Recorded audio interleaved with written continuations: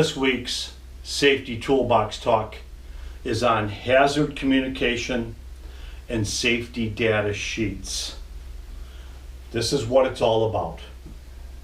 What am I working with today on my job? How can it hurt me? How do I protect myself? Every product that we have on our job sites and every product that you have at home in your cupboards, if you Google that product, you're going to come up with a simple 4-page document called a safety data sheet. It's 16 parts. These are universal across the whole country.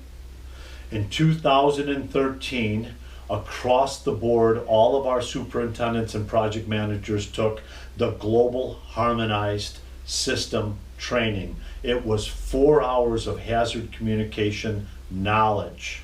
And it talked about what we're working with and how to protect ourselves and what do we do in an emergency. Section 4 of every SDS sheet across the whole country and in world tells you how to help yourself when you ingest or get some of this stuff on your skin or in your eyes. Many of the components that we use are harming us. And when you look at that product's SDS, or say you got a bucket of it or a tube of it on your job site, it's going to have one of these icons.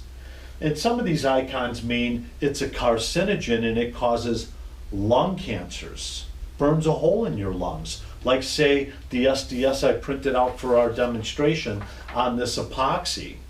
And it's got 2 of these symbols on this SDS sheet. It's got this one and it's got the exclamation mark.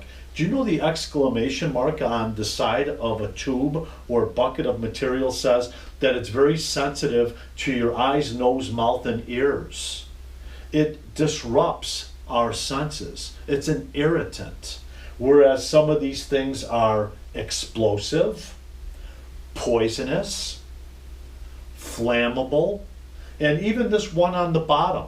If it gets into a waterway, it can kill all the wildlife.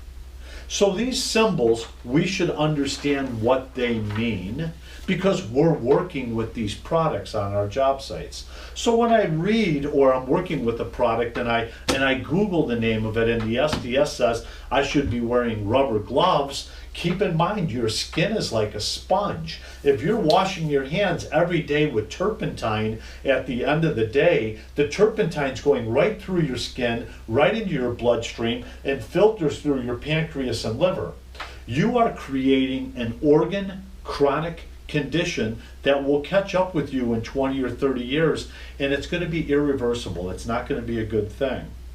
So we need to start taking better care of ourselves. And with all the technology that we have at our fingertips, with our smartphones, our iPads, our home computers, you can literally Google any product that we're working with on the job site or go to your supervisor and ask for the SDS, and we'll get you an SDS out there to tell you how to protect yourselves.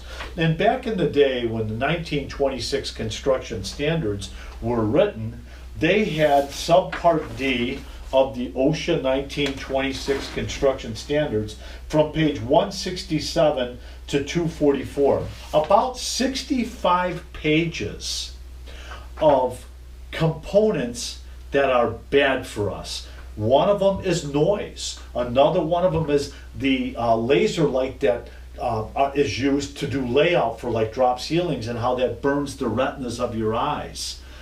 Sunlight's included in that. But my discussion today is the components and products that we're using on our job sites and the fact that they have a label on them telling you that they can hurt you and that there is an SDS sheet out there telling you how to protect yourself. This week, let's talk about a product that we're using on our job sites, okay, and how it can hurt us. Let me just browse this real quick. This is an epoxy resin. Signal word, warning. All these SDS have a signal word, but it also has this, a hazardous statement. Causes skin irritation, may cause an allergic skin reaction, causes serious eye irritation, and it's toxic to aquatic life. It's giving you vision of what you're working with. Wouldn't you want to shield yourself or engineer out that exposure with proper ventilations, rubber gloves, so on and so forth? Let's have a safe day, let's have a safe week, but let's keep in mind what we're working with, how it can hurt me, and how can I protect myself moving forward. Let's have a safe week. Thank you.